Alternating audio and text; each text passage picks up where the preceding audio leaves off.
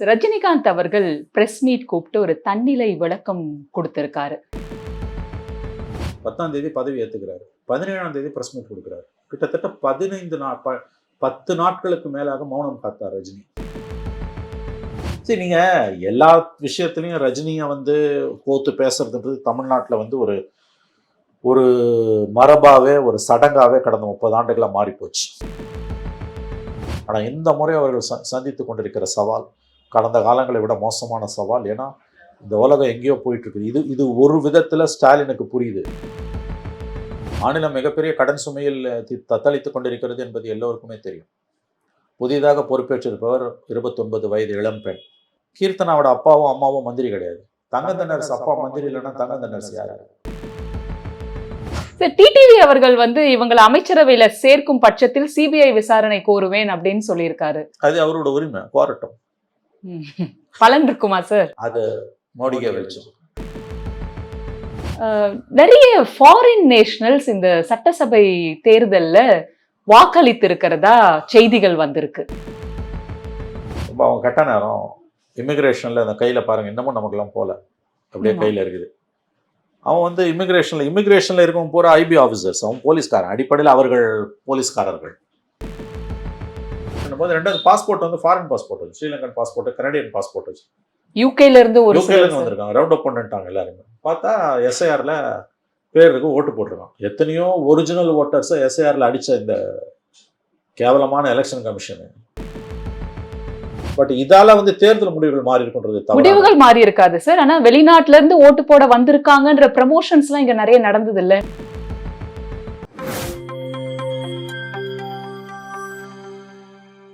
நியூஸ்பிக்ஸ் India நேயர்களுக்கு வணக்கம். இன்றைய நேர்காணலில் நம்மோடு இணைந்திருக்கிறார் மூத்த பத்திரிகையாளர் திரு மணி அவர்கள். சார் வணக்கம். ரஜினிகாந்த் அவர்கள் பிரஸ் மீட் கூப்பிட்டு ஒரு தன்னிலை விளக்கம் கொடுத்திருக்காரு.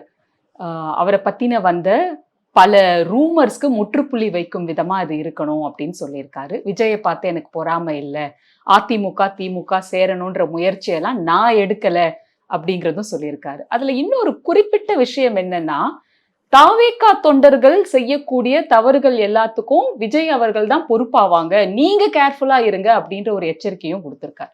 ஸோ இதெல்லாம் எப்படி பாக்குறது சார்? தன்னிலை விளக்கம் சரி, 10 நாள் பொறுத்தையும் தன்னிலை விளக்கம். இந்த பேச்சு உச்சத்தில் இருக்கும்போது அவர் வாயை திறக்கலையே. ரிசல்ட் 4ஆம் தேதி வருது, 10ஆம் தேதி பொறுப்பேற்றுக்கிறாரு. 6-7 தேதி வாக்கில் அதிமுக திமுக சேர்ந்து கவர்மெண்ட் ஃபார்ம் பண்ணுறாங்க. ரஜினியும் அதுக்கு உடந்தையாக இருக்காரு, துணையாக இருக்காருன்னா செய்திகள் வருது. 10ஆம் தேதி பதவி ஏற்றுக்கிறாரு, 17ஆம் தேதி பிரஸ் மீட் கொடுக்குறாரு. கிட்டத்தட்ட 10 நாட்களுக்கு மேலாக மௌனம் காத்தார் ரஜினி.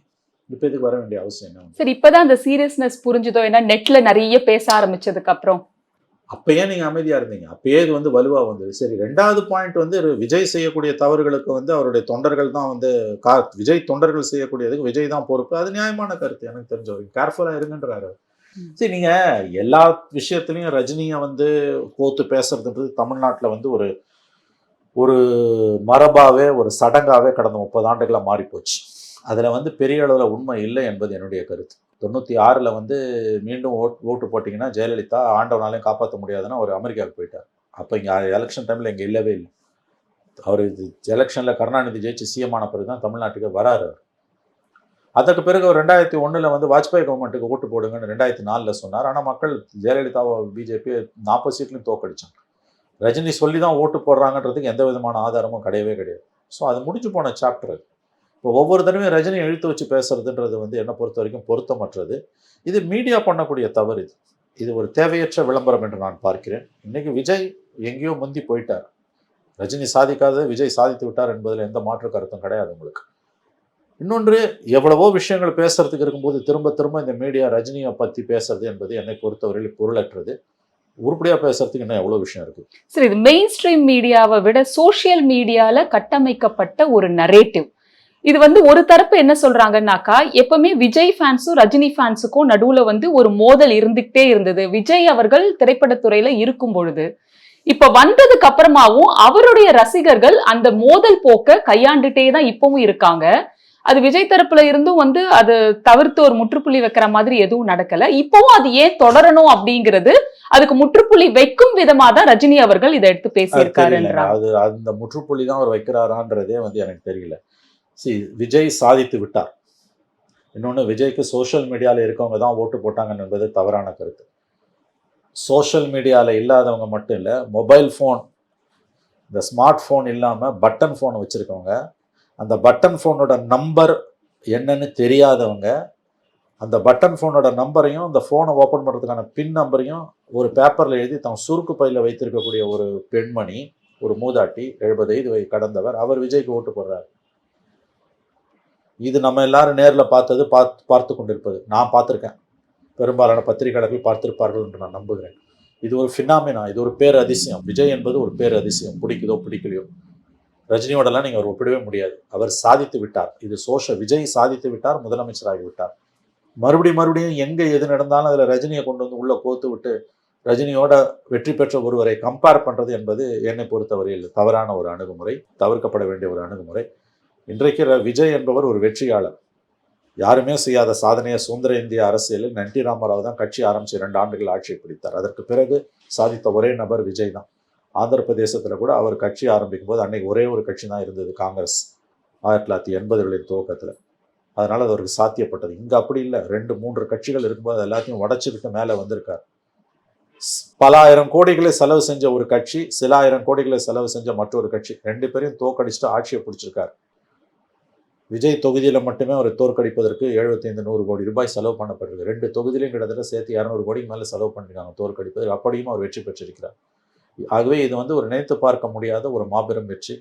பணம், ஜாதி, மதம்லாம் தாண்டி இன்னைக்கு அரசியல் இங்கே நிலை பெற்றிருக்கிறது. இதுதான் இன்னைக்கு நம்ம பேச வேண்டிய சப்ஜெக்ட். மாநிலத்தின் முன்னால் இருக்கக்கூடிய பொருளாதார சவால்கள் மிகப்பெரிய சப்ஜெக்ட். விஜய் கொடுத்த வாக்குறுதிகளை எவற்றையெல்லாம் அவரால் நிறைவேற்ற முடியும், அப்படியே நிறைவேற்றாலும் அதற்கு எவ்வளவு காலம் பிடிக்கும், அவர் என்ன காம்ப்ரமைஸ் பண்ண வேண்டியிருக்கும், மோடி அரசோடு என்ன காம்ப்ரமைஸ் பண்ண வேண்டியிருக்கும், மெஜாரிட்டி அவருக்கு எப்போ கிடைக்கும், இதெல்லாம் தான் நம்ம பேச வேண்டிய விஷயம். அதை விட்டு உங்களுக்கு ரஜினி விவகாரத்தின் நடுவில் கொண்டு வந்து கோர்ப்பது என்பது மீடியா செய்யக்கூடிய பல, ரொம்ப கண்ணியமாக சொல்கிறதுனா, முறைகேடான செயல்களில் இதுவும் ஒன்று. இதை நாம் கடந்து போக வேண்டும் என்று நான் பார்க்கிறேன். சார், தமிழகத்தின் தொழில்துறை அமைச்சர் கீர்த்தனா அவர்கள் 10 லட்சம் கோடியை எடுத்து கழுவிட்டு தொடச்சி வச்சுட்டு போயிட்டாங்க அப்படின்ற ஒரு குற்றச்சாட்டை அவங்க பணி ஆரம்பிக்கும் போதே வச்சிருக்காங்க. அதுக்கு தங்கம் தென்னரசு அவர்களும் கண்டனம் தெரிவிச்சிருக்காங்க. இதை எப்படி பாக்குறீங்க சார்? அதான் இனிமேல் நடக்கும். இது டிட் ஃபார் டாட் நடக்கும். நீ வழிச்சு எடுத்துகிட்டு போயிட்டேன்னு வாங்க, உனக்கு அதுக்கான தகுதி இல்லைன்னு வாங்க. குறிப்பாக திமுக வைக்கக்கூடிய விமர்சனங்கள் தனி மனித தாக்குதலாக இருக்கும். மாநிலம் மிகப்பெரிய கடன் சுமையில் தத்தளித்து கொண்டிருக்கிறது என்பது எல்லோருக்குமே தெரியும். புதிதாக பொறுப்பேற்றிருப்பவர் 29 வயது இளம்பெண். அவருக்கு அனுபவம் கிடையாது. ஆனால் ஃப்ரெஷ்ஷாக இருக்கிறதுல ஒரு அட்வான்டேஜ் என்னென்னா, அவங்களுக்கு பேகேஜ் இருக்காது. அவங்க நினச்சாங்கன்னா உண்மையிலே சாதிக்க முடியும். பழம் பெருச்சாலைகளை விட அதிகமாக சாதிக்க முடியும். எங்கள் அப்பா மந்திரி, அதனால் நான் மந்திரி. கீர்த்தனாவோட அப்பாவும் அம்மாவும் மந்திரி கிடையாது. தங்கம் தென்னரசு அப்பா மந்திரி இல்லைன்னா தங்கம் தென்னரசு யார்? தங்கம் தென்னரசு மந்திரி, தங்கம் தென்னரசோட அக்கா எம்பி, தங்கம் தென்னரசோட அப்பா மந்திரி. இந்த மாதிரி ஒவ்வொருத்தரும் திமுகவில் எடுத்திங்கன்னா அப்பா மந்திரி, இல்லை அண்ணன் மந்திரி, இல்லை அப்பா எம்பி, புள்ள மந்திரி, இப்படி தான் இருக்கும். மன்னராட்சியின் மொத்த வடிவம் திராவிட முன்னேற்ற கழகம். இதை நியாயப்படுத்தி அவர்கள் பேசியது விஜய் மாதிரியான ஒரு புதிய அரசியல் சக்தி என்று தமிழகத்தில் வந்ததற்கு முக்கியமான காரணம். இந்த உண்மையை திமுக இப்பொழுதாவது உணரவில்லை என்றால் அவர்களை எப்பொழுதும் யாரும் காப்பாற்ற முடியாது. ஏனெனில் இந்த தோல்வி 5 ஆண்டுகளுக்கு ஒரு முறையோ அல்லது 10 ஆண்டுகளுக்கு ஒரு முறையோ போகிற ஒரு தோல்வி அல்ல. This is not a cyclical defeat for DMK. நான் உறுதியாக சொல்வேன். இன்ஃபேக்ட் ஏடிஎம்கேக்கு அதுதான். டிஎம்கே பற்றி பேசுகிறதால நான் சொல்கிறேன். 5 ஆண்டுகளுக்கு ஒரு முறையோ அல்லது 10 ஆண்டுகளுக்கு ஒரு முறையோ போகிற சுழற்சி முறையில் வரப்போகிற ஒரு சைக்கிளிக்கல் டிஃபீட்டுன்னு மேலேயும் கீழையும் போயிட்டு வரும்னுவாங்க. ரங்கராட்டணும், கீழே இருக்கும், மேலே போவான், மேலே இருக்கும், கீழே வருவான். அடுத்த 5 வருஷத்தில் நம்ம தான் ஆட்சிக்கு வரும் அப்படின்னு நினச்சிட்டு இருப்பார்களே. ஆனால் அவர்கள் பெரும் தவறை செய்கிறார். அப்படி தான் அதிமுக இருந்தான் 21ல் 66 சீட்டு ஜெயிச்சப்போ அடுத்த தடவை ஜெயிச்சிடும். 66 47 ஆச்சு. இன்றைக்கு கீர்த்தனாக்கு பதில் கொடுக்குறேன் என்ற பேர் வழி, அஃப்கோர்ஸ் தனிப்பட்ட முறையில் தங்கம் தென்னரசு ஒரு கண்ணியமான மனிதர், நான் ஏற்றுக்கொள்கிறேன். ஆனால் அவர் இருக்கக்கூடிய கட்சி இன்றைக்கு மொத்த மன்னராட்சியின் மொத்த வடிவம் திராவிட முன்னேற்ற கழகம். அது குறித்த கூச்சநாச்சம் கூட அவர்கள்கிட்ட இல்லை. அதாவது இது இன்றைய இளைஞர்களை, இன்றைய தலைமுறையை, ஏன் எல்லா வயதினரையுமே இன்றைக்கு பாதிக்கக்கூடிய அவர்களிடம் தாக்கத்தை ஏற்படுத்திய ஒரு விஷயம் இந்த மன்னராட்சி. இந்த மன்னராட்சியின் விழுமியங்களும் அணுகுமுறைகளும். 2020 தொலைக்காட்சி பேட்டியில் என் குடும்பத்திலிருந்து யாரும் அரசியலுக்கு வரமாட்டார்கள் என்று சொன்ன ஸ்டாலின் அவர்கள் 21 மகனை எம்எல்ஏ ஆக்குறாரு, 22 மந்திரி ஆக்குறாரு, 24 துணை முதலமைச்சர் ஆக்குறாரு. அதற்கு பிறகு அந்த கேள்விகளுக்கான பதில் அவரிடமிருந்து எப்படி வருகிறது? என் குடும்பத்திலிருந்து யாரும் அரசியலுக்கு வரமாட்டார்கள் என்று 2026 சொன்ன ஸ்டாலின் 24, 25 ஏன் 26 கூட அந்த கேள்வி அவரிடம் கேட்கப்படும் பொழுது, இதுக்கு சலிச்சு போன கேள்விங்க, இது கேட்டு கேட்டு புளிச்சு போன கேள்வி, இது வேற ஏதாவது கேள்வி இருந்தால் கேளுங்க அப்படின்னு கடந்து போகிறார். அதற்கான விலை தான் இன்றைக்கு அவர்கள் தோற்கடிக்கப்பட்டிருக்கிறார்கள். ஆகவே இன்றைக்கு விஜய் அரசாங்கத்தில் இருக்கக்கூடியவர்கள் எல்லோருமே எக்ஸப்ட் செங்கோட்டையன் புதியவர்கள் தான். கீர்த்தனா என்ற பெண்மணி புதியவர். ஃப்ரெஷ்ஷாக இருக்கிறதுல ஒரு பெரிய அட்வான்டேஜ் இருக்குங்க. அவங்களால நிறைய சாதிக்க முடியும். ப்ரொவைடட் அவங்க நேர்மையாக இருக்கணும். அவங்க ஊழல் பண்ணாங்க, அவங்க காம்ப்ரமைஸ் பண்ணாங்கன்னா அவர்களும் மக்கள் மன்றத்திலிருந்து தூக்கி எறியப்படுவார்கள். இவர்கள் நேர்மையானவர்களாக இருந்தால், மக்களுக்கு சேவை செய்ய வேண்டும் என்ற எண்ணம் கொண்டவர்களாக இருந்தால், குறைஞ்சபட்சம் ஊழலை வந்து மேக்சிமம் குறைச்ச அளவில் மட்டுமே அனுமதிப்பவர்கள் என்ற நிலையில் இருந்தால் இவர்களால் சாதிக்க முடியும். ஃப்ரெஷ்ஷாக இருக்கிறதுல இருக்கக்கூடிய ஒரு பெரிய அட்வான்டேஜ் அதுதான். ஏன்னா இவங்கெல்லாம் 50 வருஷம் 60 வருஷம் ஊர்னவங்க. இவங்க எல்லாருமே வந்து பரம்பரை அரசியல்லேருந்து வந்தவங்க. மன்னராட்சியின் விழுமியவங்க. இவங்க தாத்தா அப்பா குடும்பம் இருக்கு, குடும்ப அரசியல் பண்றோன்னு கூச்சமே இல்லாமல் இன்றைய தலைமுறையை பார்த்து சொன்னதன் விளைவு தான் இன்னைக்கு திமுக 59 சீட் வாங்கி உட்காந்துருக்கு. இந்த போக்கு மாறலன்னா அடுத்தது இன்னும் கீழே போகும். மறுபடியும் சொல்லுகிறேன், இது 5 ஆண்டுகளுக்கு ஒரு முறை வரக்கூடிய தோல்வி அல்ல திமுகவுக்கு. தமிழக அரசியல் அடிப்படையில் ஒரு பெராடிகம் ஷிஃப்ட் நடந்திருக்குது, டெக்டானிக் ஷிஃப்ட் நடந்திருக்குது. இது திமுகவில் எத்தனை பேருக்கு புரியும்னு எனக்கு தெரியாது. தங்கம் தென்னரசு உண்மையில் கண்ணியமான மனிதர், தனிப்பட்ட முறையில் நான் சொல்கிறேன். அவருக்கு இது புரியும் என்று நான் நம்புகிறேன். அதனால கீர்த்தனாக்கு அவர் மேலேருந்து தலைமை சொல்லுது, ஒரு பதில் சொல்றாரு. புதுசாக வந்தவங்க அப்படிதான் சொல்லுவாங்க. ஏன் நீங்கள் 21 வரும்போது ஒயிட் பேப்பர் வெளியிட்டீங்களே, அதுக்கு முன்னால் இருந்த எடப்பாடி அரசாங்கத்தை பற்றி பிடிஆர் அவர்கள் ஒயிட் பேப்பர் வெளியிட்டீங்களா? இப்போ இவங்க ஒரு ஒயிட் பேப்பர் வெளியிட போறாங்க. என்ன தேனும் பாலுமா ஓடிச்சு 5 வருஷத்துல. ஆகவே நீங்கள் இந்த விமர்சனங்களை எதிர்கொண்டு தான் ஆக வேண்டும். திமுக மாறி வரும் காலங்களுக்கு ஏற்ப தன்னை தகவமைத்துக் கொள்வதில் ஒரு சிறப்பான தன்மை கொண்ட சிறப்புத்தன்மை கொண்ட ஒரு கட்சி. அதனால தான் இவ்வளவு நாள் அவங்களால ஜீவித்திருக்க முடியுது. ஆனால் இந்த முறை அவர்கள் சந்தித்து கொண்டிருக்கிற சவால் கடந்த காலங்களை விட மோசமான சவால். ஏன்னா இந்த உலகம் எங்கேயோ போயிட்டு இருக்குது. இது ஒரு விதத்தில் ஸ்டாலினுக்கு புரியுது. அவர் அந்த பாயிண்ட்டை நெருங்குறாரு. ஆனால் முழுசாக அவரால் அதை சரி பண்ண முடியல.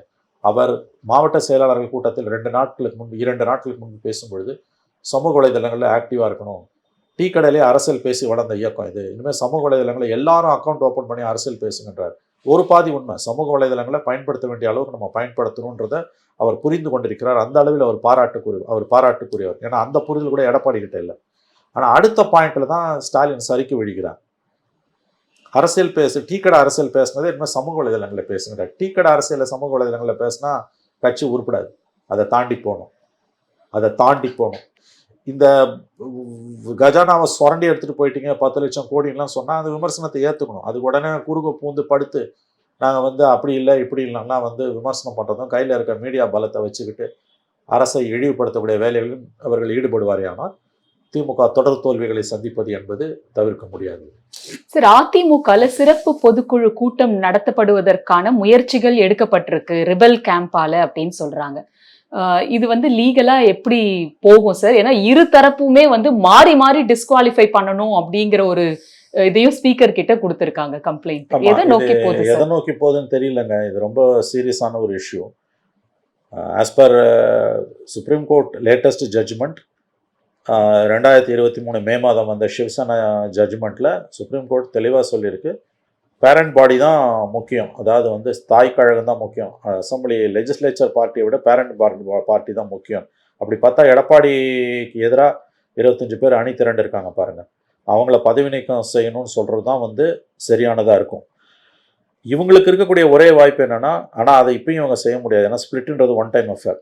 இந்த 47ல் 2/3 32. இந்த 32 பேர் வெளியில் தனியாக இயங்கினாலும் இவங்களுக்கு தகுதி நீக்கம் வந்துடும். இந்த 32 டிவிகேவோட பெர்ஜ் ஆயிடுச்சுன்னா தப்பிச்சுப்பாங்க. அப்படி தான் இப்போ ஆம் ஆத்மி கட்சி 2 வாரத்துக்கு மேலே 10 பேரில் 7 பேர் ராஜ்யசபாவில் வெளியில் பிஜேபியில் சேர்ந்துட்டான். அவன் தனி கட்சியாக இயங்கியிருந்தாலும் தோற்றுருப்பான். அவனுக்கு டிஸ்குவாலிஃபிகேஷன் வந்திருக்கும். அதுதான் லேட்டஸ்ட் சிவசேனா ஜட்ஜ்மெண்ட். இங்கே 2/3 இல்லை.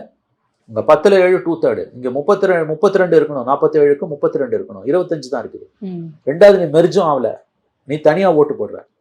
இப்போ நீங்கள் கேட்கலாம், ஒருவேளை அந்த மீதி இருக்க 22லேருந்து ஒரு 7 பிரிஞ்சு ஒன் டைம் அஃபேர்னு சொல்லிட்டீங்க. 32 கிடையாது, ஒன் டைம் அஃபேர். ஸ்பிளிட்ன்றது ஒன் டைம் அஃபேர். இன்னைக்கு 2 பேர், நாளைக்கு 1.5, நாளைக்கு 1.25, அடுத்த நாள் 1.25. அது கிடையாது. It's one time affair. This is the judgment. So சட்டப்படி பார்த்தீங்கன்னா மேடம், இந்த 25 பேர் மேலே டெமோக்ரஸ் ஸ்குவாட் தொங்குது, கத்தி தொங்குது. ஆனால் அதில் இருக்க சிக்கல் என்னன்னு கேட்டிங்கன்னா, அவங்களோட அட்வான்டேஜ் ஸ்பீக்கர் தான் பதவி நீக்கம் செய்ய முடியும். அதுக்கு கால நிர்ணயம் கிடையாது. ஹைகோர்ட்டு சுப்ரீம் கோர்ட்டுக்கு போகணும், 2 வருஷம் 3 வருஷம் கூட போகும். அதுக்குள்ளே என்ன டெவலப்மெண்ட் தெரியாது. ஒரே ஒரு கேஸில் சுப்ரீம் கோர்ட் தானே டிஸ்குவாலிஃபை பண்ணியிருக்கு, மணிப்பூர் கேஸில். 2017 காங்கிரஸ்லேருந்து பிஜேபிக்கு ஓடின ஒரு ஸ்பீக்கர், ஒரு எம்எல்ஏ மந்திரி ஆயிடுறாரு. அவரை டிஸ்குவாலிஃபை பண்ண சொல்லி காங்கிரஸ் ஸ்பீக்கர்கிட்ட சொல்லுது. ஸ்பீக்கர் நடவடிக்கை எடுக்காமல் 3 வருஷம் அதில் தள்ளுறாரு. கடைசியாக சுப்ரீம் கோர்ட் 2020 என்று நினைக்கிறேன் 2 வாரம் டைம் கொடுக்குறாங்க ஃபைனலாக ஸ்பீக்கருக்கு. ஸ்பீக்கர் வந்து டிஸ்குவாலிஃபை பண்ண மறுக்கிறார். சுப்ரீம் கோர்ட் என்ன சொல்லிடுறாங்க, நாங்கள் டைரெக்டாக ஸ்பீக்கருக்கு ஆர்டர் பண்ண முடியாது, இட்ஸ் அ கான்ஸ்டியூஷன் அத்தாரிட்டி. நாங்களே 142 ஆர்டிகல் 142 படி நாங்கள் அவரை டிஸ்குவாலிஃபை பண்ணுறோம்னு சொல்லி டிஸ்குவாலிஃபை பண்ணிடுறாங்க. ஆர்டிகல் 142 என்னன்னா, உச்சநீதிமன்றத்துக்கு இருக்கக்கூடிய சிறப்பு அதிகாரம். அது மூலமாக தே கேன் டூ எனிதிங். இப்போ பேரறிவாளன் விடுதலை, 7 பேர் ராஜீவ் 7 பேர் கொலையாளிகள் விடுதலை எல்லாம் 142 இன்வோக் பண்ணி பண்ணதான். Anything they can do, any order they can pass, they can do anything. ஆனால் அதில் இருக்க இன்னொரு சிக்கல் என்னன்னா, உச்சநீதிமன்றத்தோட எல்லா தீர்ப்புகளுமே கேஸ்லாம். அதாவது அதை சைட்டேஷனாக காமிச்சு மற்ற இடங்களில் நீங்கள் ஹைகோர்ட்டில், magistrate court, munsif court, magistrate court, sessions court, high court, ஏன் ஈவன் சுப்ரீம் கோர்ட் வரைக்கும் சுப்ரீம் கோர்ட் ஜட்ஜ்மெண்ட்டை வச்சு நீங்கள் உத்தரவுகள் வாங்கிக்கலாம். கேஸ்லாம் அது பேர். But any judgment under 142 cannot be cited as a precedent. So அவ்வளோ சீக்கிரம் சுப்ரீம் கோர்ட் இன்னொரு தடவை சுப்ரீம் கோர்ட் 142 இன்வாக் பண்ணலாமா நீங்கள் கேட்குறீங்க, பண்ணலாம், பட் ரொம்ப ரேர். அதனால் இவங்களுக்கு இருக்கக்கூடிய ஒரு அட்வான்டேஜ்ன்றது இந்த 25 பேருக்கு ஸ்பீக்கர் தான் அத்தாரிட்டி. ஸ்பீக்கர் அது மேலே படுத்து தூங்குவார். உரிய நேரத்தில் 2031 மார்ச் 31 வரைக்கும் கூட இருக்கலாம். டிடிவி அவர்கள் வந்து இவங்களை அமைச்சரவையில சேர்க்கும் பட்சத்தில் சிபிஐ விசாரணை கோருவேன் அப்படின்னு சொல்லியிருக்காரு. அது அவரோட உரிமை, கோரட்டும். பலன் இருக்குமா சார்? அது மோடிக்கே வெளிச்சம். சரி, இறுதியா ஒரு கேள்வி. நிறைய ஃபாரின் நேஷனல்ஸ் இந்த சட்டசபை தேர்தல்ல வாக்களித்து இருக்கிறதா செய்திகள் வந்திருக்கு. ஆமா. ஸோ இது வந்து எஸ்ஐஆர் மூலயமா அவங்க அவ்வளோ நீக்கு போக்குகள் எல்லாம் நடந்ததுக்கு அப்புறமாவும் எப்படி இது சாத்தியப்படும் சார்? சூப்பர் கொஸ்டின் இது. நல்ல வேலை கேட்டீங்க, மறந்துடுவீங்களான்னு நினச்சினாங்க. இது அவங்க எப்படி மாட்டினாங்கன்னா, ரொம்ப ரொம்ப அவங்க கட்ட நேரம் இமிக்ரேஷனில் அந்த கையில் பாருங்கள், இன்னமும் நமக்குலாம் போகல, அப்படியே கையில் இருக்குது. அவன் வந்து இமிக்ரேஷனில் இருக்கவங்க பூரா ஐபி ஆஃபீஸர்ஸ், அவன் போலீஸ்காரன், அடிப்படையில் அவர்கள் போலீஸ்காரர்கள். அவங்க ஒரு குரூப்பாக போய் 5-10 பேரை போய், ஏன்னா எல்லார் கையிலையும் இருக்குன்னும் போது, 2வது பாஸ்போர்ட் வந்து ஃபாரின் பாஸ்போர்ட் வச்சு, ஸ்ரீலங்கன் பாஸ்போர்ட், கனடியன் பாஸ்போர்ட் வச்சு, யூகேல இருந்து வந்திருக்காங்க. ரவுண்ட் அப் பண்ணிட்டாங்க எல்லாருமே. பார்த்தா எஸ்ஐஆரில் பேருக்கு ஓட்டு போட்டிருக்கான். எத்தனையோ ஒரிஜினல் ஓட்டர்ஸை எஸ்ஐஆரில் அடித்த இந்த கேவலமான எலெக்ஷன் கமிஷனு ஃபாரினில் போய் செட்டில் ஆகி இந்தியன் பாஸ்போர்ட்டை சரண்டர் பண்ணிவிட்டு அவன் பாஸ்போர்ட் வாங்கினவன் பேர் லிஸ்ட்டில் இருக்குது. இது எலெக்ஷன் கமிஷனோட தோல்வி. எஸ்ஐஆர் என்ன லட்சணத்தில் தமிழ்நாட்டில் நடந்துன்றதுக்கு இது ஒரு உதாரணம். இது சீரியஸ் இஷ்யூ. இது இவங்களை வந்து இப்போ வந்து அரெஸ்ட் பண்ணி உள்ளே வச்சுருக்காங்கன்றாங்க. இப்போ நீங்கள் அந்த நாட்டு சட்டங்கள் படி டியூவல் சிட்டிசன்ஷிப் வச்சுக்கலான்னு இருந்ததுன்னா அவன் ஓட்டு கூட போடலாம். இங்க நம்ம ஊர் சட்டப்படி அது கிடையாது. பட் நம்ம ஊர் சட்டப்படி பண்ணும்போது அவன் ஃபாரினர், அவனை நீங்க எவ்வளவு நாள் உள்ள வைப்பீங்கன்னு தெரியாது. இன்ட்ரெஸ்டிங் கேஸ் இது. இவங்களை வந்து ரொம்ப நாள் இந்தியன் ஜெயில்ஸ்ல வைக்க முடியாது, அவங்கள ரிப்பாட்ரியேட் பண்ணணும். அவன் ஊர்ல அவன் என்ன பண்ணுவான்னு தெரியாது. இல்லை அவன் ஊர்ல இந்த சீரியஸ் ப்ராப்ளம்னா அவன் பாஸ்போர்ட்டும் போய் இந்த பாஸ்போர்ட்டும் போய் இந்த போட்டு ரெஃப்யூஜி சுற்றின்னு இருக்காங்கல்ல, அந்த மாதிரி இவங்க ஆவாங்களான்றது தெரியல. அந்த அளவுக்கு போகாதுன்னு நினைக்கிறேன். பட் அடிப்படையில் இது வந்து எஸ்ஐஆர் எவ்வளோ கேவலமான எக்ஸசைஸு. எவ்வளவோ ஒரிஜினலாக லட்சக்கணக்கான ஒரிஜினல் ஓட்டர்ஸை வந்து காலி பண்ணிட்டு இந்த மாதிரி வந்து ஃபாரின் சிட்டிசன்ஸ் இந்தியன் பாஸ்போர்ட்டை சரண்டர் பண்ணி ஃபாரின் பாஸ்போர்ட் வாங்கணும்னு லிஸ்ட்டில் வச்சுருக்கா. அப்போ என்ன லட்சணத்தில் உங்கள் எஸ்ஐஆர் ஆக்டிவிட்டி இருந்தது? அது ஒன்று. 2வது, தனிமனித நேர்மைன்ற முறையில் இவங்கெல்லாம் மனிதர்கள் தானா? கேவலமான மனிதர்கள் இவர்கள். அப்படி என்ன அவசியம் வந்தது? இல்லை, புத்தி உனக்கு கெட்டு போச்சு, எவ்வளோ கேவலமாக போச்சு. சட்டப்படி தானே வாழணும். நீ எப்போ இந்திய குடியுரிமையை ரத்து பண்ணி சரண்டர் பண்ணிட்டு இன்னொரு நாட்டு குடிமகன் ஆகிறியோ அப்போ இங்கே ஓட்டு போடுற எண்ணம் கூட உனக்கு வரக்கூடாதுன்ற குறைஞ்சபட்ச அறிவு உனக்கு இல்லையே. இவங்களாம் ஏதாவது வந்து இவங்க முகத்துலலாம் காரி உமிழணும். இந்த சமூகம் இவங்க முகத்தில் காரி உமிழணும். உனக்கு எப்படி இந்த எண்ணம் வந்தது? You're citizen of another country. இந்த நாட்டுக்கு உனக்கு சம்மந்தம் கிடையாது. ஓட்டு போடணுன்ற புத்தி உனக்கு எப்படி வருது? அது நல்லா கவனிங்க. இவங்க எல்லாம் படித்தவங்க இவ்வளோ தப்பு பண்ணலாமா? படிக்காதவங்க இந்த தப்பு பண்ண மாட்டான் எனக்கு தெரிஞ்சு. கெனடியன் சிட்டிசன்ஷிப் யாருக்கு கிடைக்கும்? இன்னொரு நாட்டு குடியுரிமையை யாருக்குங்க கிடைக்கும்? படிச்சவனுக்கு தாங்க கிடைக்கும். படிக்காத லேபரருக்கு கிடைக்காதுங்க குடியுரிமை. ஏன்னா அந்த நாட்டுல வந்து இவனால எனக்கு என்ன பிரயோஜனம் தானே பார்ப்போம். அவ்வளவு சீக்கிரமா நீங்க ஃபாரின் சிட்டிசன்ஷிப் ஒரு இந்தியன் சிட்டிசன் கிடைக்காது இல்ல. நீ வந்து லேபரரா இருக்க, தினக்கூலியா உடல் உழைப்பாளியா இருக்கன்னா உனக்கு அவ்வளவு சீக்கிரம் அவன் குடியுரிமையை எந்த நாடும் கொடுக்காது. அவனுக்கு என்ன லாபம்? அவன் எப்போ கொடுப்பான்? உன்னோட அறிவால உனக்கு பலனுன்னா தான் கொடுப்பான். அது கெனடியன் சிட்டிசன்ஷிப்லாம் எவ்வளவு கஷ்டம்னு உங்களுக்கு தெரியும். பிரிட்டிஷ் சிட்டிசன்ஷிப் எவ்வளவு கஷ்டம்னு தெரியும். ஸ்ரீலங்கன் சிட்டிசன்ஷிப் கூட எனக்கு தெரிஞ்சு அவ்வளோ ஈஸி கிடையாது உங்களுக்கு. எந்த நாட்டு குடியுரிமையுமே நீங்கள் வாங்குறதுன்றது அவ்வளோ ஈஸி கிடையாது. அப்படி இருக்கும் பொழுது இவங்கெல்லாம் படித்தவங்க இவங்க இந்த தப்பு பண்ணுறாங்கன்னா காரி துப்பணும் தான் தோணுது இவங்க முகத்துலலாம். சட்டப்படி இவங்களை என்ன பண்ண முடியுன்றதுல எனக்கு கிளாரிட்டி இல்லை. என்ன கேட்டீங்கன்னா 2 நாடுகள் சம்மந்தப்பட்ட விஷயம். இப்போ அந்த நாடு வந்து நாங்கள் ஒன்றும் இதை பெருசாக எடுத்துக்கல, டியூவல் சிட்டிசன்ஷிப்பை நாங்கள் அலோவ் பண்ணுறோம், தப்பு பண்ணிட்டாங்கன்னா வேணால் 3 மாதம் நாங்கள் வந்து குவாரண்டைனில் வச்சுட்டு அதுக்கப்புறம் எடுத்துக்கிறோன்னு கூட சொல்லலாம். அது அந்த நாடுகளோட ஒவ்வொரு நாட்டுக்கும் அது வித்தியாசப்படும். இந்தியன் லாவை பொறுத்த வரைக்கும் it is a punishable offence. நம்ம டியூவல் சிட்டிசன்ஷிப் கிடையாது. பட் இதுக்கு அடுத்த ஸ்டேஜில் கவர்மெண்ட் எப்படி இதை இட்ஸ் வெரி இன்ட்ரெஸ்டிங் நோட். இந்த கேஸ் என்ன ஷேப்பு, இந்த கேஸோட ஃபியூச்சர் நம்ம பார்க்கணும். ரொம்ப இன்ட்ரெஸ்டிங். ஏன்னா கண்டிப்பாக சுப்ரீம் கோர்ட் வரைக்கும் இது போகும். ஏன்னா இவங்களை இப்போ பெயிலில் கொடுத்துருவாங்க. பெயில் கொடுக்கணும். எனக்கு தெரிஞ்சு ஜெயிலே வச்சிருக்க முடியாது. நீங்கள் பெயில் கொடுத்த பிறகு இவனை ரிப்பாட்ரியேட் பண்ணுவீங்களா அல்லது இங்கே இந்தியாவில் வச்சுருப்பீங்களா? இவனை இந்தியாவில் வச்சு நம்ம எதுக்கு சோறு போடணும்? இவன் பெயிலில் வரான்னா இவனுங்களெல்லாம் வச்சு நம்ம எதுக்கு சோறு போடணும்? இந்தியாவில் டேக்ஸ் பேயர்ஸ் மணியில் தானே நீ சாப்பிட்ற. அப்போ இவனை வெளிநாட்டுக்கு அனுப்பிடலாமான்ற கேள்வி வருது. அதில் பார்த்தீங்கன்னா இப்போ கடன்னு இது ஏர் டிக்கெட் புக்கிங்ஸ்லாம் கேன்சல் ஆகுது. ஏன்னா மை அழியிற வரைக்கும் போக மாட்டேன்றோம். அப்போ இது ஒரு பிளான்டெல்லாம் இல்லைங்க. யாரோ 200 பீப்புள் தான் இருக்குன்றாங்க. இது ஒன்றும் பெரிய அளவுல தேர்தல் முடிவுகளை மாத்திர அளவுக்கு இவங்க ஓட்டு போடல. அப்படி இல்ல, இவ்வளவு பேர் வந்தாங்க. law and morality is serious issue. நான் அதை ஒத்துக்கிறேன். I agree that it's a very very serious issue. இது வந்து இதோட ரூட் காஸ் ஷுட் பி, இதோட வேர்கள் கண்டறியப்பட்டு களையப்பட வேண்டும். ஃபியூச்சர்ல இப்படி நடக்காம இருக்கணும். இவங்களுக்கு கொடுக்குற தண்டனை வந்து மற்றவனுக்கு ஒரு முன்னுதாரணமா இருக்கணும். அதெல்லாம் நான் ஒத்துக்கிறேன். பட் இதால வந்து தேர்தல் முடிவுகள் மாறி இருக்குன்றது முடிவுகள் மாறி இருக்காது சார். ஆனா வெளிநாட்டுல இருந்து ஓட்டு போட வந்திருக்காங்கன்ற ப்ரமோஷன்ஸ் எல்லாம் இங்க நிறைய நடந்தது இல்ல. நான் இதோட லிங்க் பண்ணல. அது எப்படின்னா மேடம், சிட்டிசன்ஷிப் உள்ளவன்னு நம்ம நினைச்சோம். வெளிநாடுகள்ல இருந்து ஓட்டு போட வருதுன்றது வந்து ஒரு வரவேற்கத்தக்க நடவடிக்கை, ப்ரொவைடட் தேர் இந்தியன் சிட்டிசன்ஸ். அதுலதான் தெளிவு நமக்கு அப்ப தெரியாது. ஃபாரின் சிட்டிசனா இருந்து வந்தான்றது எப்படிங்க நமக்கு? அது அயோக்கியத்தனம் இல்லையா? நம்ம எல்லாம் என்ன நினைச்சோம், இவன் தான் தப்பு பண்ண மாட்டானுங்கன்னு நினைச்சோம். இவ்வளோ பெரிய ஒரு ஃபாரின் சிட்டிசன்ஷிப்ன்றது ரொம்ப முக்கியமாக ரொம்ப பெரிய விஷயம். அது யாருக்கும் கிடைக்காது, அவ்வளோ சீக்கிரம் கிடைக்காது. பெரும்பாலானவங்களுக்கு அது கிடைக்காது. சிட்டிசன்ஷிப்புக்கு நீங்கள் புக் பண்ணிட்டு இருக்கவங்களாம் எவ்வளோ கஷ்டன்றது. எந்த நாட்டோட குடியுரிமை. 2வது படித்தவர்கள் மட்டும்தான் அதுக்கு போக முடியும். டெய்லி வேஜஸோ அல்லது வந்து உங்களுக்கு வந்து உடல் உழைப்பாளிகளோ போக முடியாது. அதுக்கு அவனுக்கு என்ன லாபம்? அப்போ வெளிநாடுகளிலிருந்து வாக்களிக்க இங்கே வந்திருக்கிறார்கள் என்பது நம்ம சொன்னது இந்தியன் சிட்டிசன்ஸ், படிக்க போனவங்க, வேலைக்கு போனவங்க, இந்திய குடியுரிமை பெற்றவர்கள். இப்போ கிரீன் கார்டு ஹோல்டர்ஸ் கூட ஓட்டு போடலாம். Because green card is Indian citizen தான். ரகுராம் ராஜன் RBI கவர்னராகவே இருந்தார். 5 வருஷம் இருந்தார். RBI கவர்னராக இருந்தார். அப்போ அந்த மாதிரி வந்து நீங்கள் வந்து வெளிநாட்டு குடிமக்கள், வெளிநாட்டில் வசிக்கும் இந்தியர்கள், வெளிநாட்டில் வசிக்கும் இந்தியர்கள்ன்ற concept, Indian citizens living in foreign countries either for job purposes or for education purposes.